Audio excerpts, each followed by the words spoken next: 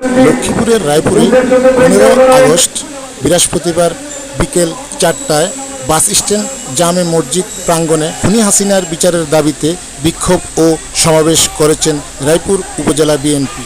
প্রায় 20,000 নেতাকর্মীর সমাগমে উপজেলা বিএনপির সভাপতি অ্যাডভোকেট মনিরুল ইসলাম হাওলাদারের সভাপতিত্বে প্রধান অতিথি হিসেবে ছিলেন লক্ষ্মীপুর 2 রায়পুরের সাবেক সংসদ আবুল খায়ের ভূঁইয়া।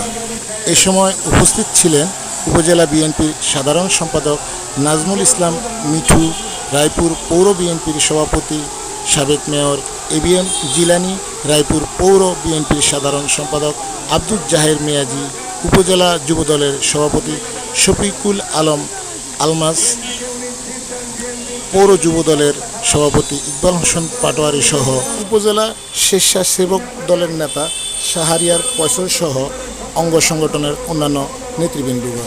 সভাপতির বক্তব্যে আবুল খায়ের ভূঁইয়া বলেন, আওয়ামী লীগ লাওয়ারিশ হয়ে গেছে। 16টি বছর যাবৎ বিএনপির নেতাকর্মীদের উপর জেল, জুলুম ও অত্যাচারের পাই পাই হিসাব নেওয়া হবে। তিনি আরও বলেন, বিএনপির ভিতরে কোনো আওয়ামী অনুপ্রবেশ যেন না করিতে পারে সে ব্যাপারে বিএনপি নেতাকর্মীদের সোচ্চার থাকার আহ্বান জানান।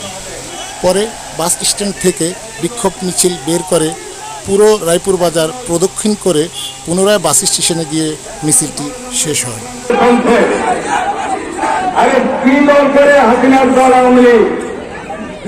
আমি জানি না এরা এখন সবাই একত্র আল্লাহর কাছে ওয়াদা করে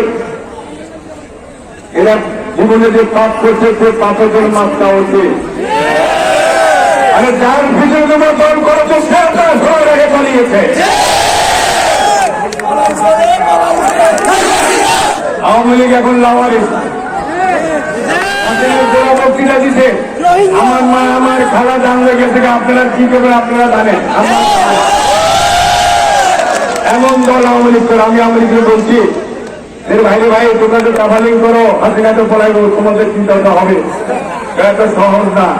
এখন দেখা গেছে যে কি রাস্তাঘাটে কাউকে আর খুঁজিয়ে পাওয়া যায় না। আমরা ছিলাম, আমরা ক্ষমতা ছিলাম না, আমাদের মনির সাহেব ছিল রায়পুর, আমাদের জিলানী সাহেব ছিল, আলমাস সাহেব ছিল রায়পুর, আমাদের